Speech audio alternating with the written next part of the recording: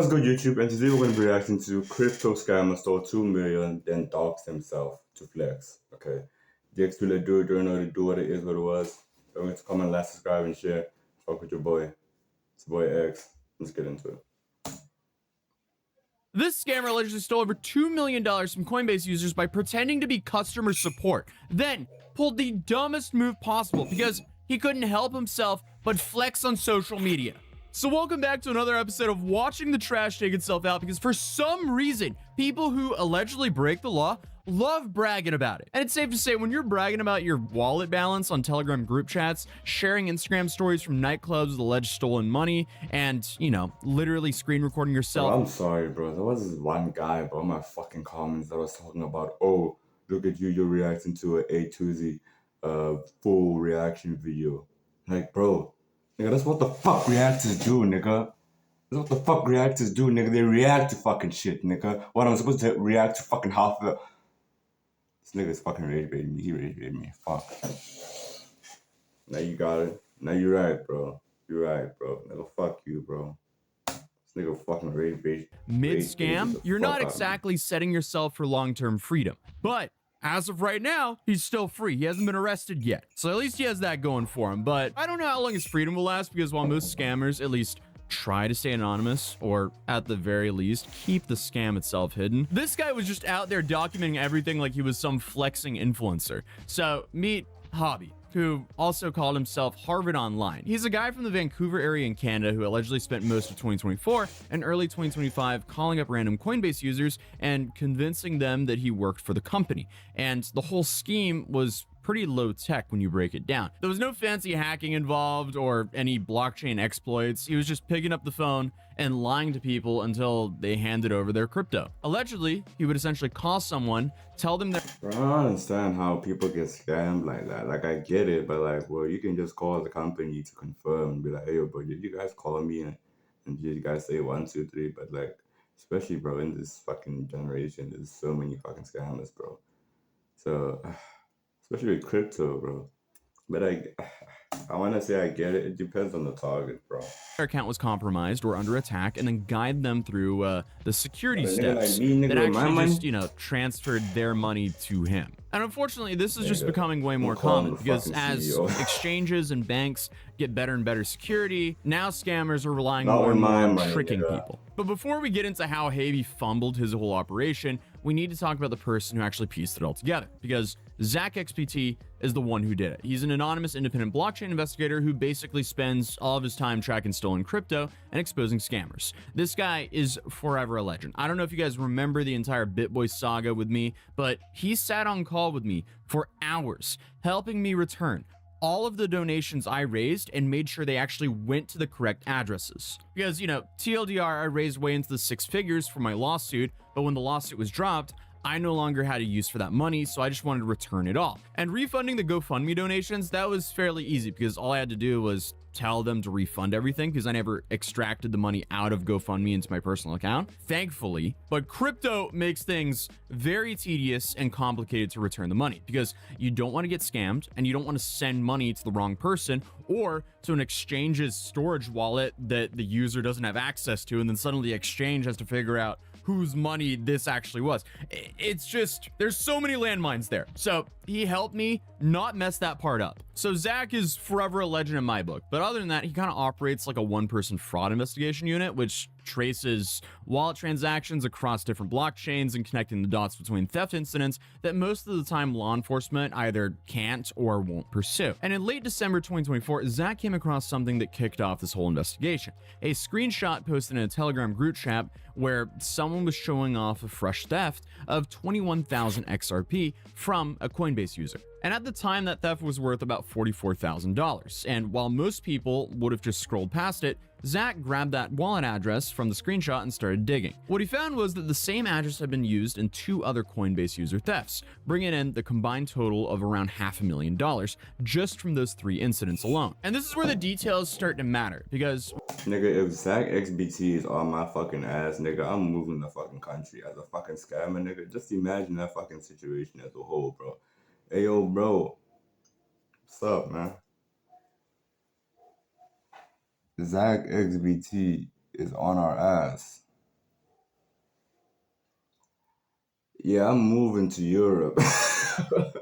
I'm gone. I'm out of there, bro. Hey, not Zach. When you steal cryptocurrency, you usually want to move it around and convert it to different coins and make the trail harder to follow, at least. And Haby was doing that. He was taking the stolen XRP and swapping it for Bitcoin through instant exchange services. The problem is, every transaction on a blockchain is permanently recorded with timestamps. So if an investigator knows what they're doing, they can match up the timing of when funds left one wallet and when they appeared in another, even across different cryptocurrencies. Because both XRP and Bitcoin, like most of the other cryptocurrencies, they're publicly recorded chains. They're just there. You can find every transaction on them. And Zach managed to sync up the Bitcoin address that had Zaby's funds coming into. And then on January 3rd, 2025, Haby made one of his worst mistakes yet. He posted another screenshot from his crypto wallet, except this time he showed his Telegram username and also his Instagram handle right there in the same image. I don't know why a scammer would ever do that, but at least he made it easier to find him. So Zach then matched the wallet balances that were visible in that screenshot to the Bro, I don't know why there are so many fucking scammers rampant nowadays, bro, but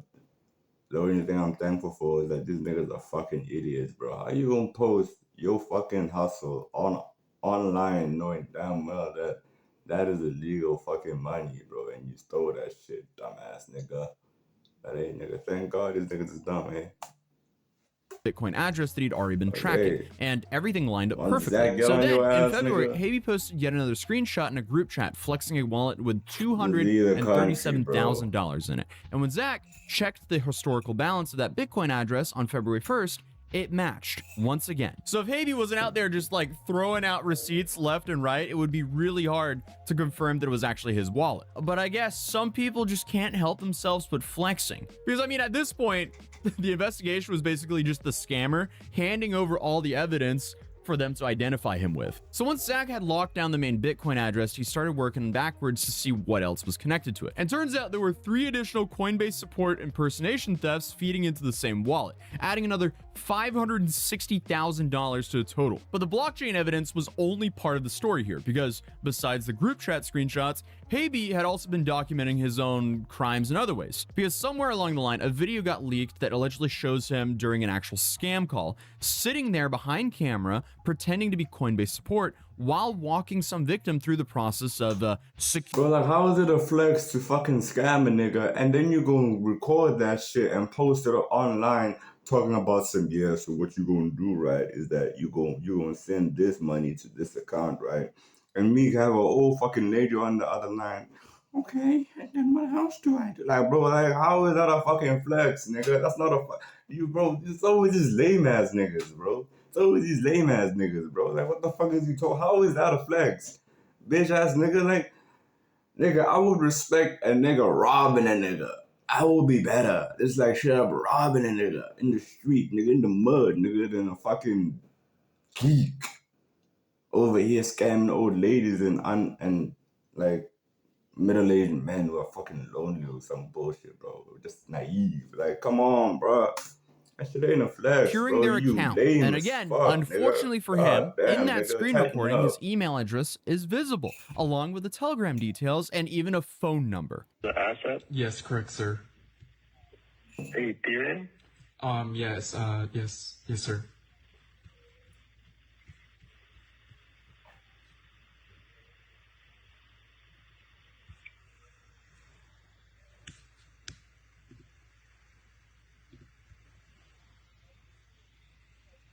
But I guess the social media presence is where this whole thing just keeps getting worse, because according to Zach's breakdown, Haby was constantly posting Instagram stories showing bottle service at expensive clubs, luxury purchases, and gambling sessions, which, you know, is the kind of flaunting you can expect from someone young who just got into a whole bunch of money. Unfortunately for him, that money was allegedly illegal. I'm obviously using alleged. Everything in this video is alleged, by the way, because he hasn't been found guilty by a court of law yet. So at the end of the day, the dude is innocent until proven guilty. But all this evidence does not make him look too good. I'll just leave it there. But to make things even worse for him, one of his Instagram stories even has the metadata showing from Harvey's MacBook Air, giving investigators yet another piece of identifying information. And you're not even hiding that you're fucking doing this shit, you fucking moron, bro. At least if you're gonna be scamming people, nigga, bro, like, If I was a scammer, nigga, I ain't telling nobody, nigga. I ain't posting shit, nigga. Nigga, I don't even have a online presence to be with you, for exact, nigga. Like, to be honest, bro, I'm not, nigga, my mama, bro, nobody's gonna know except me. They just gonna see me with money, nigga. And I'm gonna tell them I'm a fucking trader or some bullshit, nigga. I'm not to work with. And apparently there was even one person in the group chats who told him he should probably stop posting so much, which is advice he clearly didn't take. But now here's a detail that really shows the mindset at play, because Haby was spending significant amounts of the stolen crypto on rare Telegram usernames, which I guess is also just a way to flex, because Telegram, like many other social medias, you can buy a low count username and that's kind of a flex. I think it's kind of pointless to buy a Telegram at, but crypto bros be crypto broing. At the end of the day, it's just a status symbol to buy. So Haby was buying all these like premium usernames regularly, then deleting his accounts and then creating new ones, probably thinking like that would help him hide his identity. Except he kept using the same aliases across platforms and posting screenshots that showed his username. So investigators could just, connect all the different accounts back to the same person anyway. Clearly, he's a genius. But while Haby's case is wild in its own, it's actually part of a much larger security mess that Coinbase had to deal with throughout the last year. Because earlier in 2025, it came out that hackers had bribed customer support agents working at overseas call centers, mainly in India, to steal internal user data straight from Coinbase's system. Bro, the jokes just write themselves, bro. What do you mean mainly in India, nigga? Oh my god, bro, that's so bad for the India propaganda, bro. Nah, bro, hey. Hey, bro, you didn't have to mention that it was mostly in India, bro. You fucking Indians up right now, bro. They pissed, bro. Nah, bro, just say, like, hey, mainly in Asia or some bullshit, nigga. God damn. And the stolen information included full names, addresses, phone numbers, email addresses, government ID photos, account balances, and transaction histories. And this breach hit roughly 70,000 accounts, most of them from high net worth users. And while the hackers didn't get the passwords or private keys, they got a whole lot of information on the victims that could make some very convincing scam calls. Like, thinking about it from the victim's perspective, someone calls you claiming to be from Coinbase, and they already know your name, your address, your current balance, and even, all of your recent transactions. Even if that should raise red flags, it's easy to see why someone might be convinced when faced with, that level of information. But also, heads up here, Coinbase or any bank or other crypto exchanges, they're not going to call you and be like, hey, here's your information. You have to transfer your money to this other account. That's not going to happen. Like, no matter how many times they say you're going to lose all your money, it's not real. And if you think it's super believable, which it won't be, ask for a support ticket, and then you take that support ticket ID and you email the real Coinbase or the real exchange that you have, because then they'll obviously confirm or deny if this is real. But the key thing about scammers, though, is they try to make everything seem extremely urgent, so you panic and actually go along with what they were saying. Because once that panic drops, that's when you realize, uh-oh, I did something in a rush that was not good. But ironically, the people behind the data breach actually tried to extort Coinbase for $20 million to delete the stolen information, but Coinbase refused to pay, instead putting up their own $20 million bounty to catch the attackers and promising to reimburse everyone who got scammed, which is honestly...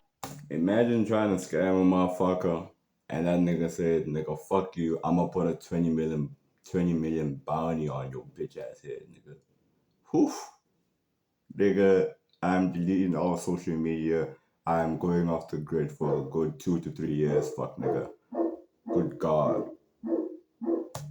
The best way to handle that. But with all that in mind, by the time Haby was running his operation, there was already a whole lot of information from Coinbase users that Haby could use against his victims. However, by December of 2025, authorities started making some actual arrests related to those Coinbase impersonation schemes. Indian police arrested a former Coinbase support agent connected to the data breach, confirming that insiders had been bribed to leak customer information. And around the same time, US prosecutors charged someone from Brooklyn named Ronald Spector with stealing about $16 million from roughly 100 Coinbase users using similar tactics. And while these arrests showed that law enforcement was finally paying attention to the problem, they also highlighted just how widespread this problem had become. Because schemes like Haby's are hard to defend against as a platform, because all you can really do is educate people, as they target psychology instead of technology, which is, again, one of the reasons I wanted to cover this, because the more awareness of scams like this, the better. Because unfortunately, you can build the most secure platform with the best encryption and best safety features, but if you can convince a user to willingly give you access, all of that security then kind of becomes pointless.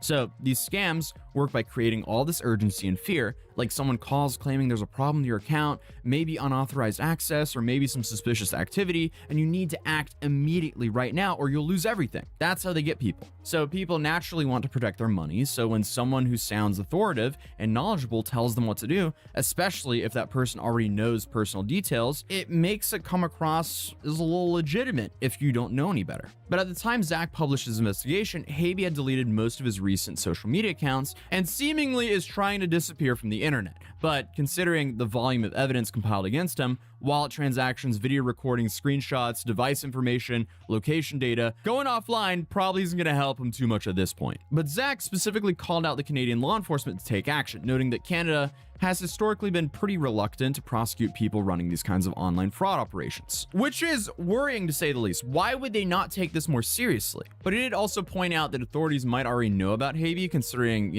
some swatting incidents that actually happened at his house. And he says that he hopes that this case finally leads to some action, given how complete the evidence is. However, there have been no publicly reported arrests or major law enforcement actions tied to Habe yet. No confirmed charges, court proceedings, or even sentencing has been published by credible sources at this point. So I guess we'll just kind of have to wait and see. Either way though, massive PSA. Never transfer your money or crypto to another bank account or address over a phone call from the bank, because in reality, that never happens. Because realistically, if Coinbase or any other bank thought that your account was compromised, it would likely freeze it until you could verify your ID and that you are in fact the person who owns the account. So please be careful out there, guys. But regardless, for Habe though, his blockchain footprint, it's there forever. And I guess it's just kind of like up to the Canadian government if they want to do anything about it. Please check out ZachXBT because this video would be impossible without. And rest of the video, bro. But my dogs are such ops, bro. They just be barking as soon as I want to talk or some bullshit, bro. But anyway, you already know what it do, what it is, what it was. Jakes, who they do it. Just get into it. Don't forget to comment, like, subscribe, and share. Fuck with your boy. It's X, and I'm out.